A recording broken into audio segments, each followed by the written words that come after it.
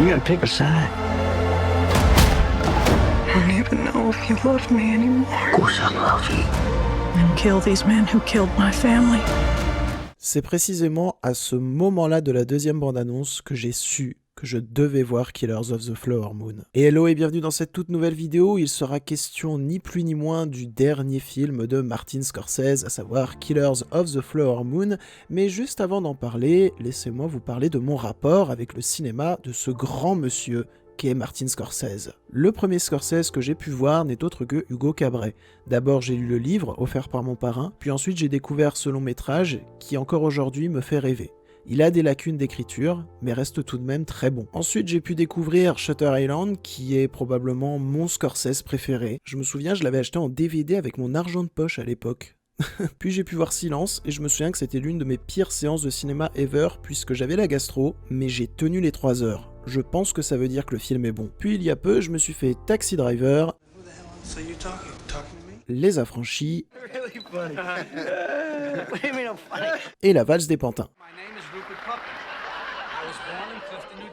Et c'est tous les trois des immenses chefs-d'œuvre. Et on arrive enfin à Killers of the Flower Moon qui, comme vous l'avez deviné avec l'intro de cette vidéo, était un film que j'attendais beaucoup. Et alors, qu'est-ce que ça vaut ? Eh bien, premièrement, une nouvelle fois, ce grand monsieur qu'est Martin Scorsese est beaucoup trop fort en termes de mise en scène et d'écriture. On va retrouver la manière propre à Scorsese de construire ses séquences, qui sont en réalité des séquences dans des séquences dans des séquences. Cette construction, au-delà d'être très habituelle dans les longs métrages de Martin Scorsese, et bien surtout, Martin Scorsese continue à la manier extrêmement habilement, à rendre le tout fluide et totalement compréhensible. Et puis surtout, cette construction, elle permet aux scènes d'avoir de la surprise, d'avoir de l'attention. C'est des scènes qui ne cessent d'évoluer vers des directions qu'on n'aurait pas forcément vu venir. Puisqu'avec ce système de séquences dans des séquences dans des séquences, on va voir différents personnages qui vont dire différentes choses, et tout ça, ça se passe à différentes temporalités, parfois en seulement 3 minutes de film. Et puis c'est des scènes qui par moments sont également bourrées d'humour noir, qui moi me parle.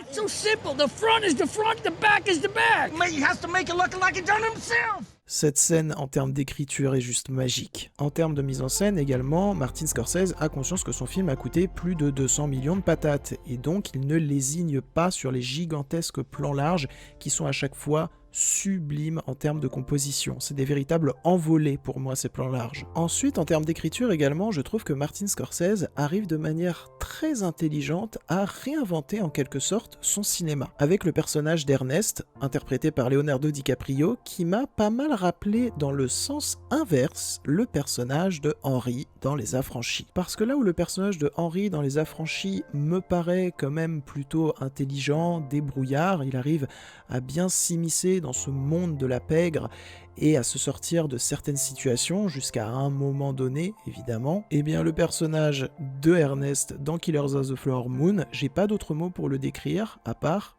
trou du cul. Énorme trou du cul. C'est un personnage qui ne sait rien faire tout seul. Même plus, c'est un personnage qui ne sait rien faire du tout.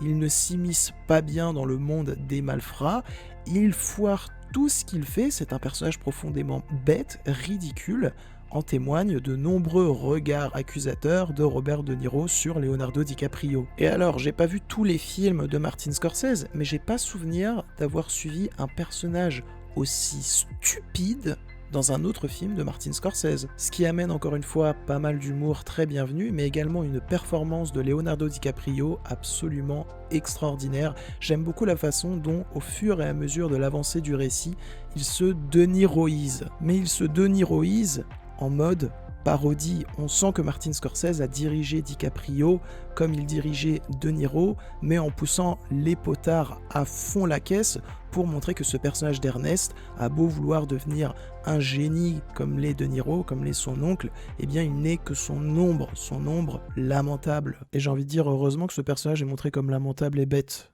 vu que c'est juste quelqu'un d'affreux. Et donc c'est vachement intéressant de voir Martin Scorsese apporter à l'écriture et à la direction d'acteurs un personnage à DiCaprio radicalement différent de ceux qu'il a pu interpréter auparavant dans d'autres films de Scorsese. Donc le grand Scorsese, il réinvente l'acting de DiCaprio une nouvelle fois, et il réinvente sa façon de concevoir ses personnages principaux une nouvelle fois.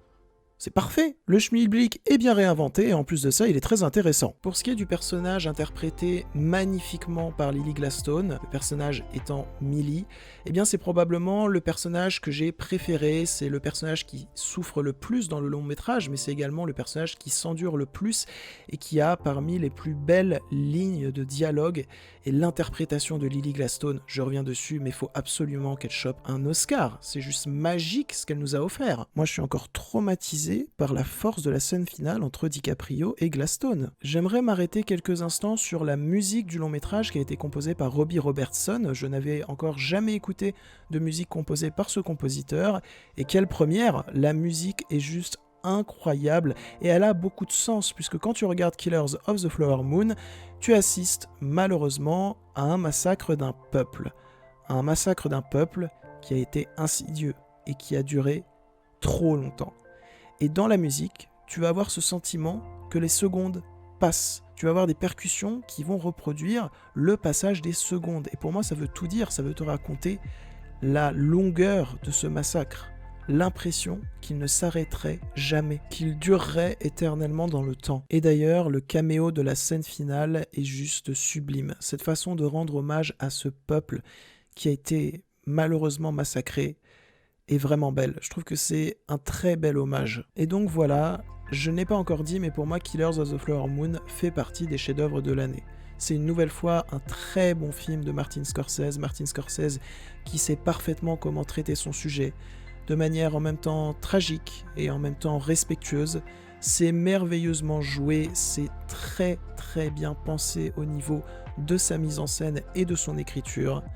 Si vous n'avez pas vu ce film, et j'en doute, jetez-vous dessus. Et donc voilà, c'en est tout pour cette vidéo, j'espère qu'elle vous aura pu intéresser et divertir. Si c'est le cas, n'hésitez pas à la liker, commenter et partager sur vos réseaux sociaux. N'oubliez pas de vous abonner à la chaîne également. Je tiens un compte Instagram, Twitter, Sens Critique, Captain Watch et Letterboxd qui se trouve en description. N'hésitez pas à aller me suivre dessus car je suis très présent. Et sur ce, je m'en vais côtoyer d'autres univers, probablement ceux créés par Scorsese, et je vous dis salut.